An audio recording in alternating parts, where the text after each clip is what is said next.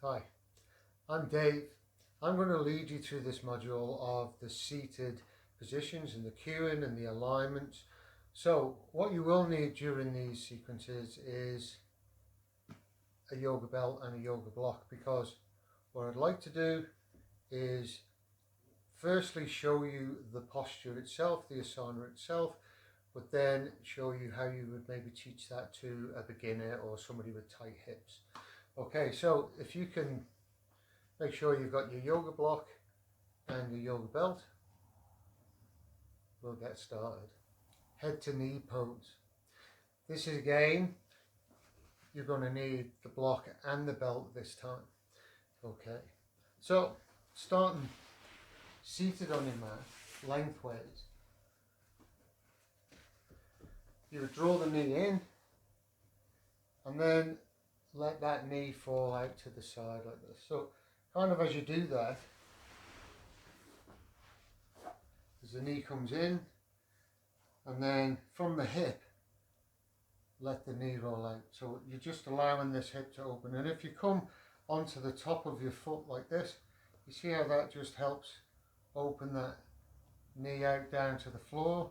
And then the heel is coming high up on the inside of the thigh.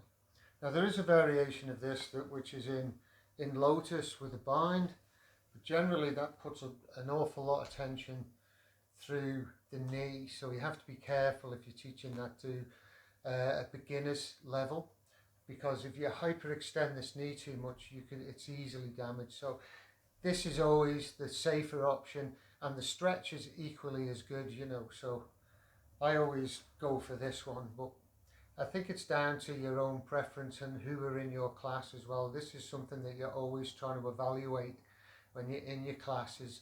Can the people in your class do the asana that you're asking them to do? And if not, can I change it a little bit? Can I introduce other poses in that may be a little bit easier?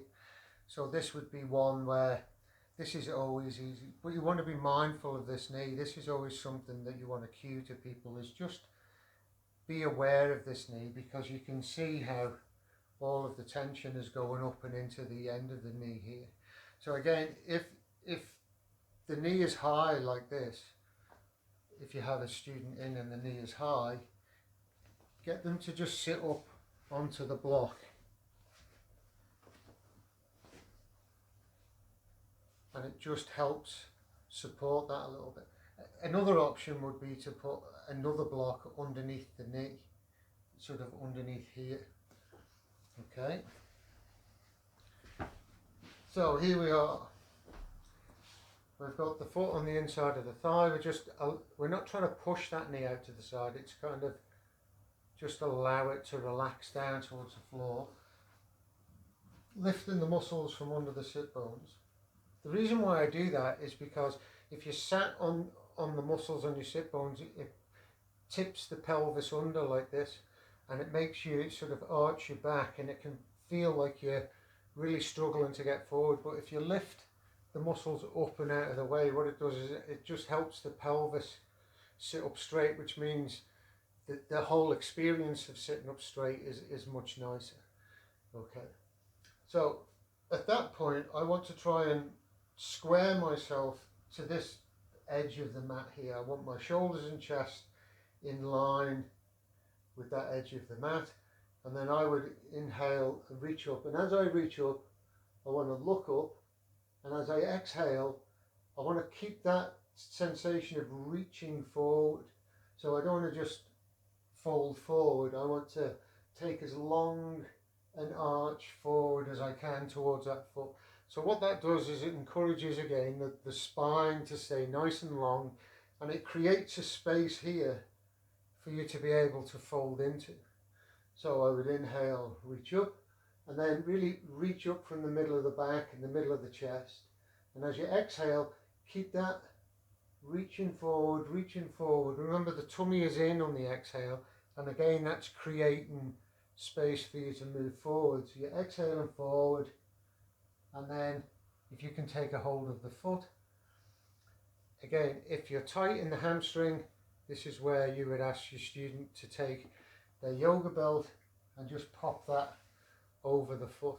Now I might do that, ask them to do that before we start the pose, so the belt is already there. So I would say just pop the belt around your foot, just let it sit there, inhale, reach up, and exhale, fall forward as far as they would be able to, and then take a hold of the belt. And then focus on the alignment, and as you exhale, just trying to relax, relax, relax, relax. So it's always, you can lift a little on an inhale because it creates an elevation in the body. But as we exhale and draw the tummy in, it creates a space to move into. It creates the length in the muscles in order for you to do that. So always take the time to, on your second inhale, lift and allow yourself to go a little bit forward. But again, you want to be leading with the chest. So the chin is always slightly lifted, and I'm thinking about my long spine all the time. I want to be thinking I'm being lifted up through the crown of the head, so I can keep that pure energy line of the Sushumna Nadi nice and open. So even if I'm on my belt, I want to be leading forward like this. But again, so let's go through that. We have the posture, we've just let the knee fall out to the side. Inhale, reach up. Exhale, keep reaching forward, tummy in, and then take a hold of the foot. Inhale, lift, create some length. Exhale, head to knee.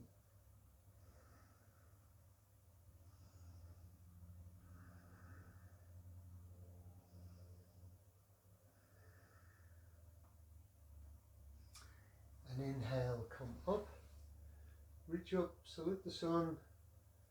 Exhale, bring the hands to the heart space, step the feet together. And then the same cues apply on the other side. You would bend the left knee, let that knee come in, and then just let the knee fold out to the side. Again, if your student is on the block, they'd already be on the block, so they can stay there. They just have to pop the belt around the other foot. And then again, a little lift of them muscles out of the way. Inhale, reach up through the fingers, and exhale, keep that reaching forward, tummy in, long spine. Take hold of the foot or the belt, lift up, create some space, exhale, fold forward.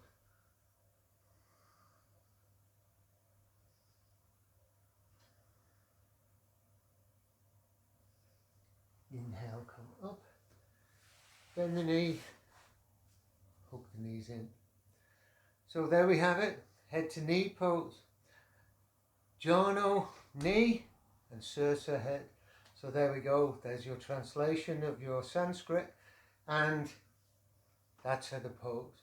So these poses are quite big because, you know, you're going right into these hamstrings. So it's always better to start gentle, move into the space to where you feel where it's getting a hold, or where that is like, okay, that's a full extension.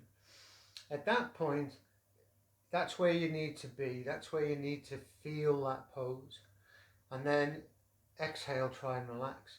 So if you've gone to that point where it's tight and then you're thinking, oh, I can pull further into that, I can push further into that. Push, pull, we don't really use that language. We relax and allow and relax into it. So always remember, your body's talking to you all the time. Listen to it and then relax through that message that it's sending to you. Okay? Namaste.